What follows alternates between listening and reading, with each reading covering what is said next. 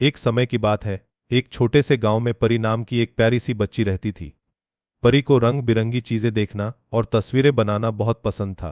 उसका घर एक बड़े और हरे भरे जंगल के पास था, जिसे लोग जादुई जंगल कहते थे।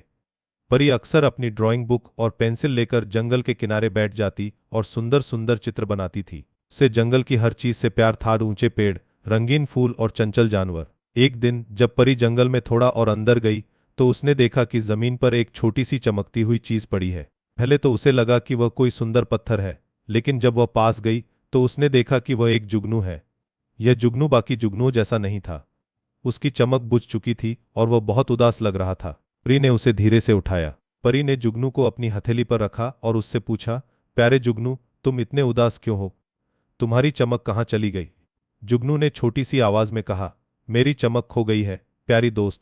मैं रास्ता भूल गया हूं और अब मैं दूसरे जानवरों को रात में रास्ता नहीं दिखा पाऊंगा। मेरी चमक के बिना वे घर नहीं ढूंढ पाएंगे। परी का दिल पिघल गया। उसने तुरंत जुगनू की मदद करने का फैसला किया। परी जुगनू को लेकर आगे बढ़ी। तभी उन्हें एक पेड़ पर बैठी बड़ी बड़ी आंखों वाली एक समझदार गिल चीकू मिली। चीकू हमेशा सबको अच्छी सलाह देती थी।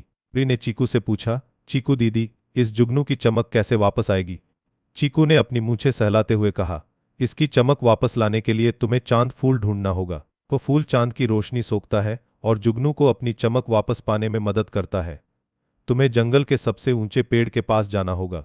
परी और जुगनू ने चीकू का शुक्रिया अदा किया और अपनी यात्रा शुरू की। रास्ते में उन्हें एक छोटी सी नदी पार करनी पड़ी। नदी में पानी बहुत तेजी से बह रहा था। परी ने अपनी फ्रॉक का एक कोना लिया और जुगनू को उसमें लपेटकर बहुत सावधानी से नदी पार की। उसे डर था कि कहीं जुगनू पानी में न गिर जाए। जुगनू परी की हिम्मत देखकर हैरान था। थोड़ा और आगे चलने पर उन्हें एक बड़े पेड़ की शाखा पर एक ऊँगता हुआ उल्लू हुट मिला। हुट दिन में ज्यादातर सोता रहता था। परी ने धीमे से पूछा, हुट अंकल, क्या आप हमें चांद फूल ढूंढने में मदद कर सकते हैं? हुट ने एक आंख खोली और धीमी आवाज में कहा, हम चांद फूल। वह तुम्हें सिर्फ सितारों वाले पेड़ पर मिलेगा, जो जंगल के सबसे पुराने पेड़ों में से एक है, वहां जहां पत्तियां रात में भी चमकती हैं।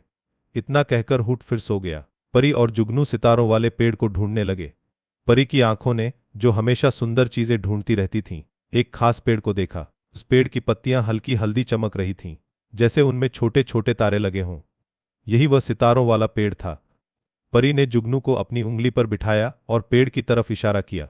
परी और जुगनू सितारों वाले पेड़ के पास पहुंचे। परी ने पेड़ के चारों ओर देखा। ऊपर की तरफ उसे एक डाल पर एक बहुत ही अनोखा फूल दिखा। उसकी पंखुड़ियां हल्की नीली थीं और उनके किनारे पर चांदी जैसी चमक थी। यह चांद फूल था। जुगनू खुशी से उछल पड़ा, मिल गया, मिल गया, मेरी चमक का घर।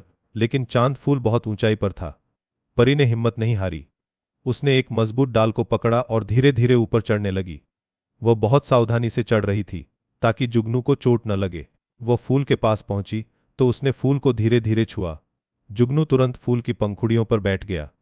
जैसे ही जुगनू ने फूल को छुआ, उसकी चमक धीरे धीरे वापस आने लगी। पहले हल्की, फिर तेज और फिर इतनी तेज कि पूरा फूल चमकने लगा। जुगनू अब पूरी तरह चमक रहा था। वह खुशी से परी के चारों ओर उड़ने लगा, अपनी रोशनी से छोटे छोटे घेरे बना रहा था। जंगल के दूसरे जानवर, जिन्हें जुगनू की रोशनी का इंतजार था, खुशी से चिल्लाने लगे। चीकू दीदी और हुट अंकल भी मुस्कुरा रहे थे। परी ने जुगनू को अपनी हथेली पर रखा और उसकी चमक देखी। उसे बहुत खुशी हुई कि उसने जुगनू की मदद की थी। परी ने जुगनू को अलविदा कहा और अपने घर की ओर चल पड़ी। जुगनू ने उसकी खिड़की तक उसका पीछा किया और रात भर वहां अपनी रोशनी से जगमगाता रहा, जैसे कह रहा हो, धन्यवाद मेरी दोस्त। हर रात जुगनू परी की खिड़की पर आता और अपनी जादुई चमक दिखाता।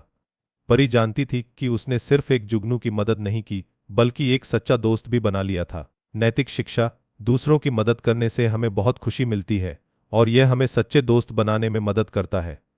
किसी के लिए किया गया छोटा सा दयालु काम भी बहुत बड़ा बदलाव ला सकता है। मेरे प्यारे दोस्तों, अगर आपको ये वीडियो पसंद आया तो इसे लाइक करें, अपने दोस्तों के साथ शेयर करें और हमारे चैनल को सब्सक्राइब करके हमारे दोस्त बन जाएं।